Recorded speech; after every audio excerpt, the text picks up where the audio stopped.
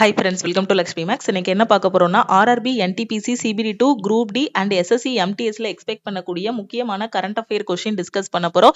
இன்னைக்கு நாம டிஸ்கஸ் பண்ணக்கூடியது 9வது கிளாஸ். இது வரைக்கும் 8 கிளாஸ் வந்து கம்ப்ளீட் பண்ணியாச்சு. அந்த கிளாஸஸ் எல்லாமே நீங்க பார்க்கல அப்படின்னா அந்த கிளாஸஸை ஃபர்ஸ்ட் பாத்துருங்க. கடைசி 6 வருஷத்துல இருக்கக்கூடிய ரொம்ப முக்கியமான கரண்ட் அஃபேரோட ஒன்லைனர் கொஸ்டின் வந்து டெய்லி டிஸ்கஸ் பண்ணிட்டு இருக்கோம்.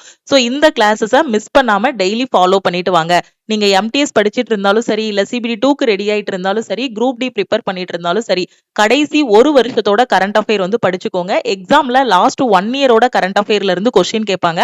அதுலயும் மெஜாரிட்டியான கொஸ்டின் பாத்தீங்கன்னா லாஸ்ட் 6 மந்த்ஸோட கரண்ட் அஃபேர்ல இருந்து மெஜாரிட்டியான கொஸ்டின்ஸ் வந்துரும். இந்த கரண்ட் அஃபேர் எல்லாமே எனக்கு எங்க படிக்கணும், எப்படி படிக்கணும்னு தெரியாத ஸ்டூடெண்ட் நம்ம லக்ஷ்மி மேக்ஸ் ஆப்ல கரண்ட் அஃபேருக்கான பிடிஎஃப் கோர்ஸ் கொடுத்துருக்கோம்.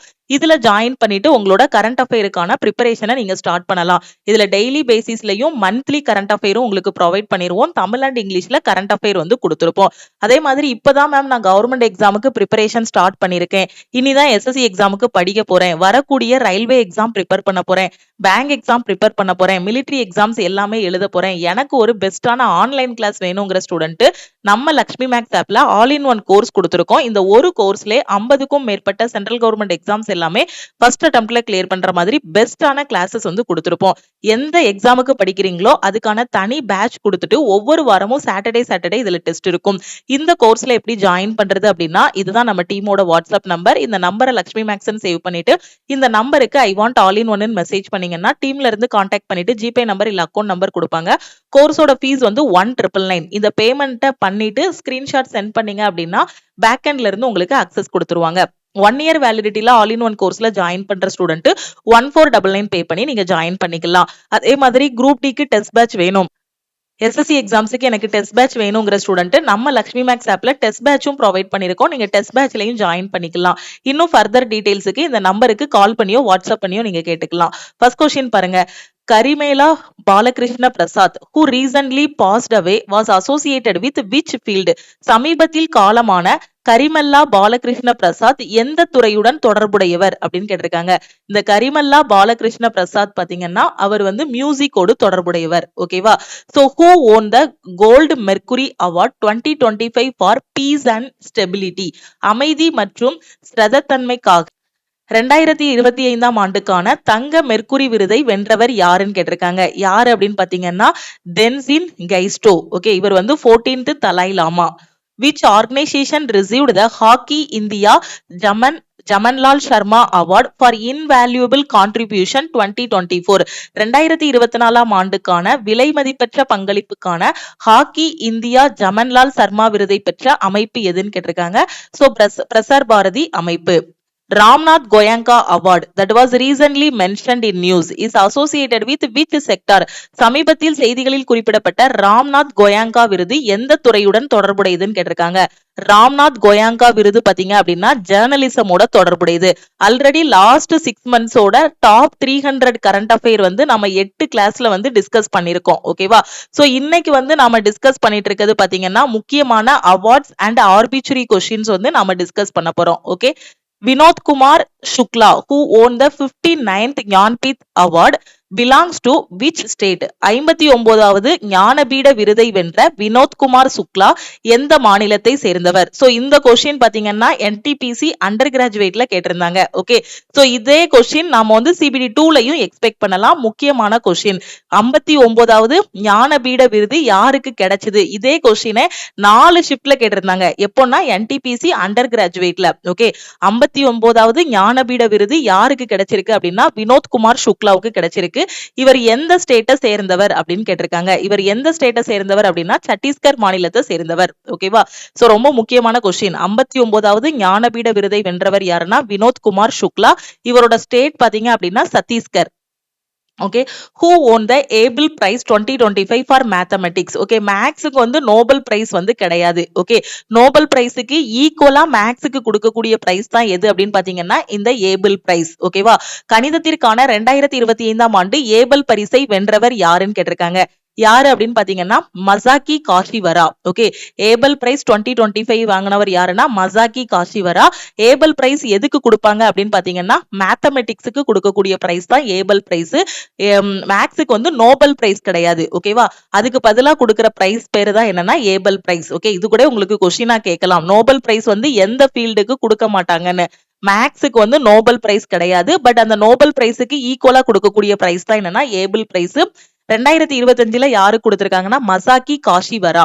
ஓகேவா, அடுத்து பாருங்க, Kumudini லக்கியா who recently passed away was associated with which classical dance? சமீபத்தில் காலமான குமுதினி லக்கியா எந்த பாரம்பரிய நடனத்துடன் தொடர்புடையவர்?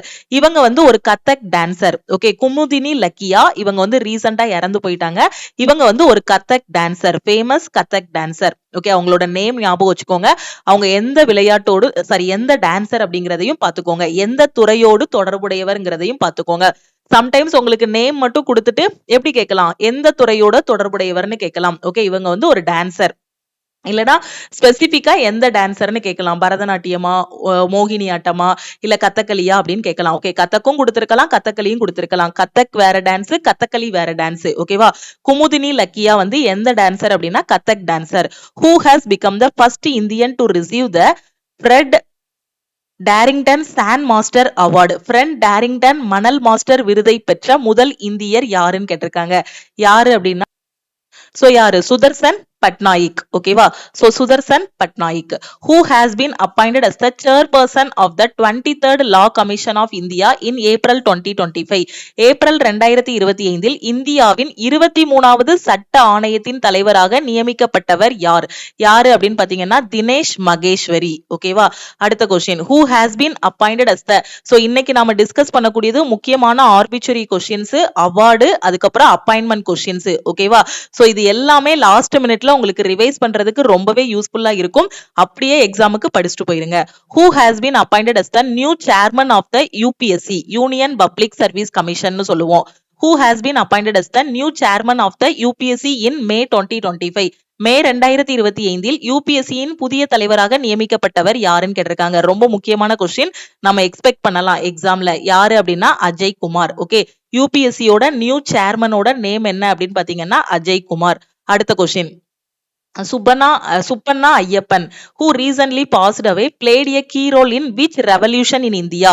சமீபத்தில் காலமான டாக்டர் சுப்பண்ண ஐயப்பன் இந்தியாவில் நடந்த எந்த புரட்சிகளில் முக்கிய பங்கு வகித்தார்? எந்த புரட்சி அப்படின்னு பாத்தீங்கன்னா ப்ளூ ரெவல்யூஷன், நீல புரட்சின்னு சொல்லுவோம். Okay, Subbanna Ayyappan a renowned fisheries scientist and Padma Shri awardee was found dead in the Kaveri river near Srirangapatna, Karnataka. ஓகேவா, சுப்பண்ணா ஐயப்பன். ஓகே, இவர் வந்து நீல புரட்சியோடு தொடர்புடையவர், ப்ளூ ரெவல்யூஷனோடு தொடர்புடையவர். இவர் ரீசெண்டா இறந்து போயிட்டாரு. ஓகேவா, who has won the 2025 World Food Prize?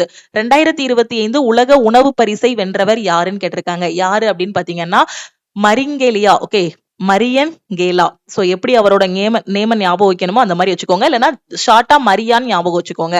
அப்படி வச்சிட்டீங்கன்னா நமக்கு ஆப்ஷன் கொடுத்திருப்பாங்க, ஈஸியா நம்ம சூஸ் பண்ணிக்கலாம். அதுக்கு அவருங்க இன்னொரு நேம் பாருங்க, ஹங்கிரின்னு ஆரம்பிக்கி. உணவு ஹங்கிரியா, ஹங்கிரின்னு ஞாபகம் வச்சுக்கோங்க. ஓகேவா, who has won the 2025 World Food Prize? யாரு அப்படின்னு பாத்தீங்கன்னா மரியா ஹங்கிரியா. ஓகே, இல்லைன்னா ஹங்கிரி அந்த மாதிரி கூட ஞாபகம் வச்சுக்கோங்க. Doctor MR. Srinivasan who recently passed away was associated with which major national program? சமீபத்தில் காலமான டாக்டர் எம்.ஆர். ஸ்ரீனிவாசன் எந்த முக்கிய தேசிய திட்டத்துடன் தொடர்புடையவர்னு கேட்டிருக்காங்க. Doctor MR. ஸ்ரீனிவாசன் இவங்க என்ன திட்டத்தோடு தொடர்புடையவர் அப்படின்னு பாத்தீங்கன்னா நியூக்ளியர் ப்ரோக்ராம். ஓகே, நியூக்ளியர் ப்ரோக்ராமோடு தொடர்புடையவர். ஓகே, அந்த சுப்பண்ண ஐயப்பன் அவர் வந்து ப்ளூ ரெவல்யூஷன். ஓகே, அடுத்த question, who has become the first CASF personnel to conquer the world's tallest peak Mount Everest? உலகின் மிக உயரமான சிகரமான எவரெஸ்ட் சிகரத்தை கைப்பற்றிய முதல் CASF பணியாளர் யார்? ஓகே, எவரெஸ்ட் சிகரத்தை தொட்ட CAF பணியாளர் யாருன்னு கேட்டிருக்காங்க. யாரு அப்படின்னு பாத்தீங்கன்னா கீதா சமோதா. ஓகே, உலகின் மிக உயரமான சிகரமான எவரெஸ்ட் சிகரத்தை தொட்ட முதல் CASF பணியாளர் யாரு அப்படின்னு பாத்தீங்கன்னா Geetha சமோதா. Which Indian won the 2025 United Nations Population Award for promoting gender equality?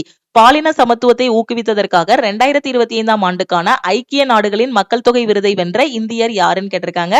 யாரு அப்படின்னா Varsha Deshpande. Okay, who was the recipient of the Kalinga Ratna Award 2024 presented by the President of India? இந்திய குடியரசுத் தலைவரால் வழங்கப்பட்ட கலிங்க ரத்னா விருது 2024 யாருக்கு வழங்கப்பட்டதுன்னு கேட்டிருக்காங்க. யாருக்கு அப்படின்னு பாத்தீங்கன்னா தர்மேந்திர பிரதான் இருக்கார் இல்லையா, நம்ம யூனியன் எஜுகேஷன் மினிஸ்டர்.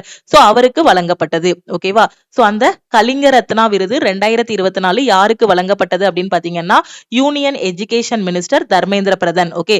சோ ஒவ்வொரு மினிஸ்டர், சோ ஹோம் மினிஸ்டர் யாரு, அதே மாதிரி எஜுகேஷன் மினிஸ்டர் யாருன்னு, ஒவ்வொரு ரோட் டிரான்ஸ்போர்ட் மினிஸ்டர் யாருன்னு எல்லாத்துக்குமே நீங்க வந்து படிச்சுக்கணும். சோ இந்த கலிங்க ரத்னா விருது யாருக்கு கொடுத்திருக்காங்க அப்படின்னா தர்மேந்திர பிரதான் இருக்காரு இல்லையா, எஜுகேஷன் மினிஸ்டர். இல்லனா இவரோட நேம் கொடுத்துட்டு இவர் என்ன மினிஸ்டர்னு கேட்பாங்க, இல்லனா எஜுகேஷன் மினிஸ்டர் யாருன்னு கேட்பாங்க, அப்படியும் கேட்கலாம். இல்லனா கலிங்க ரத்னா விருது 2024 யாருக்கு கொடுக்கப்பட்டதுன்னு கேட்கலாம். ஓகேவா.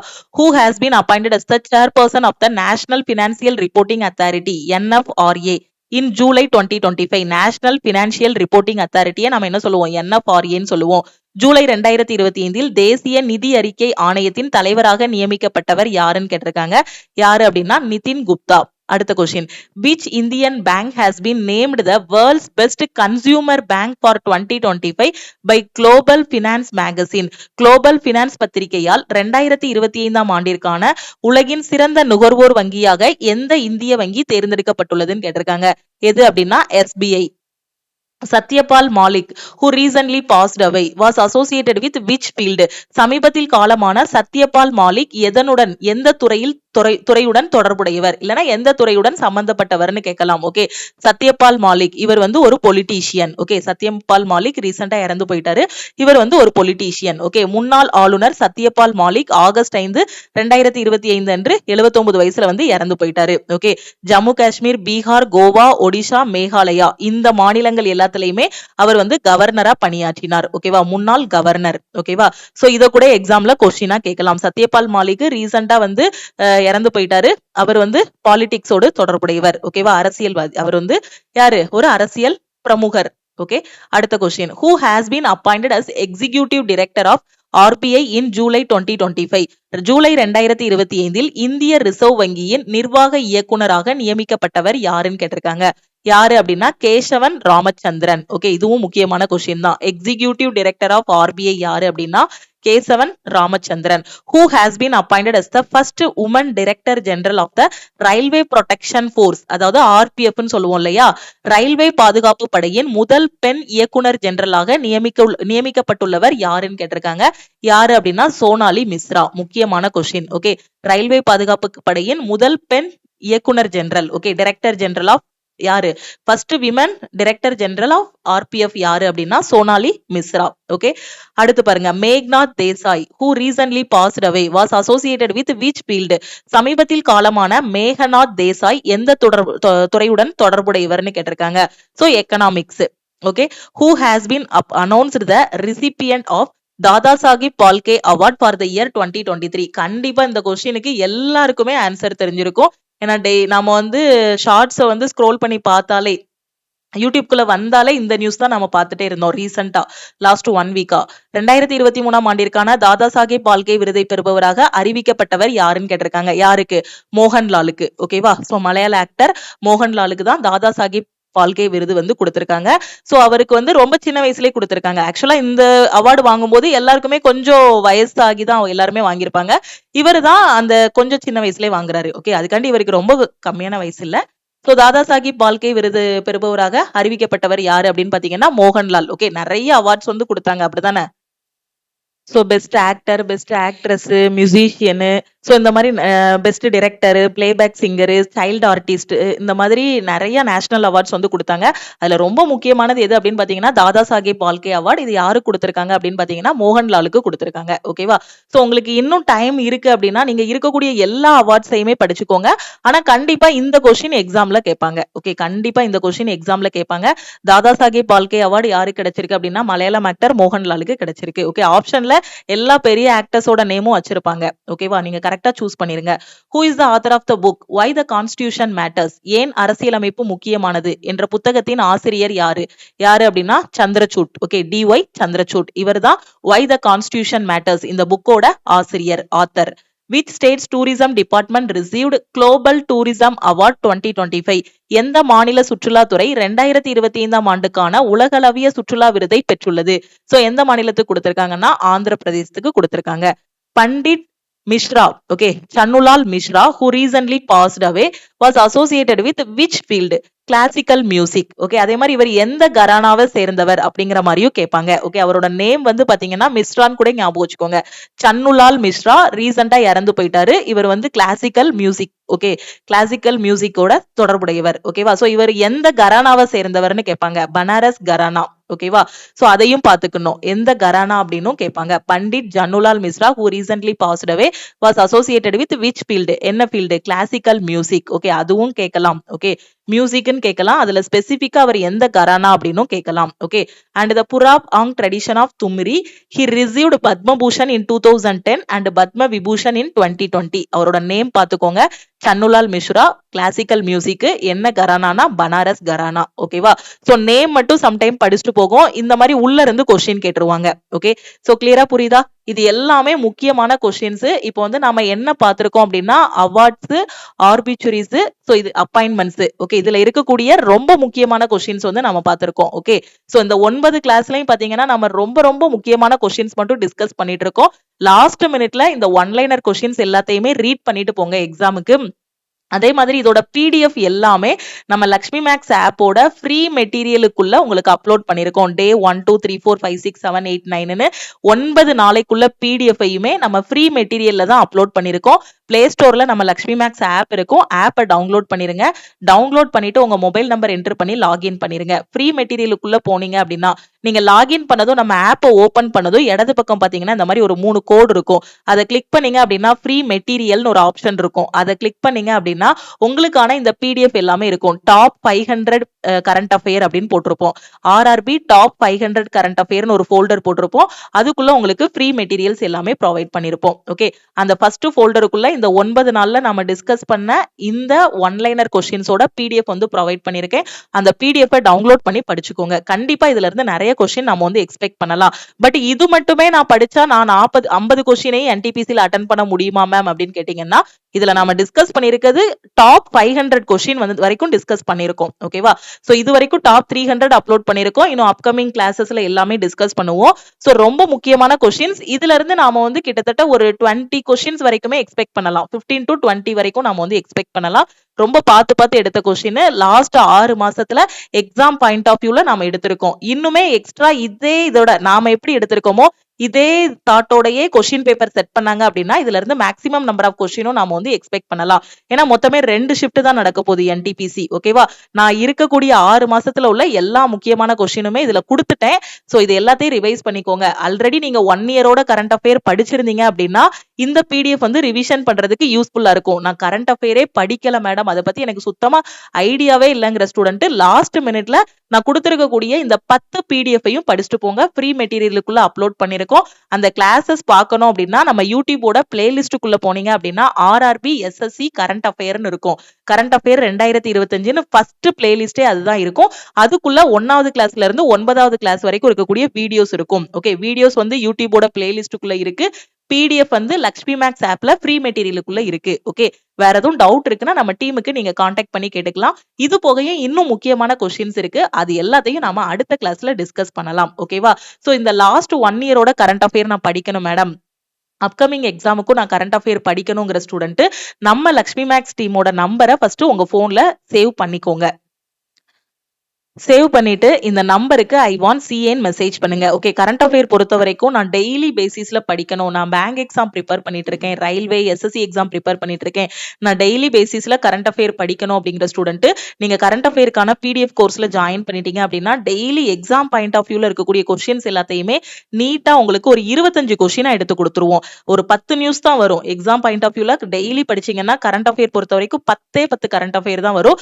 அதை நம்ம கொஸ்டினா மேக் பண்ணும்போது 25 கொஸ்டினா மேக் பண்ணலாம். அது ஒரு 25 கொஸ்டினா உங்களுக்கு மேக் பண்ணி கொடுத்துருவோம்.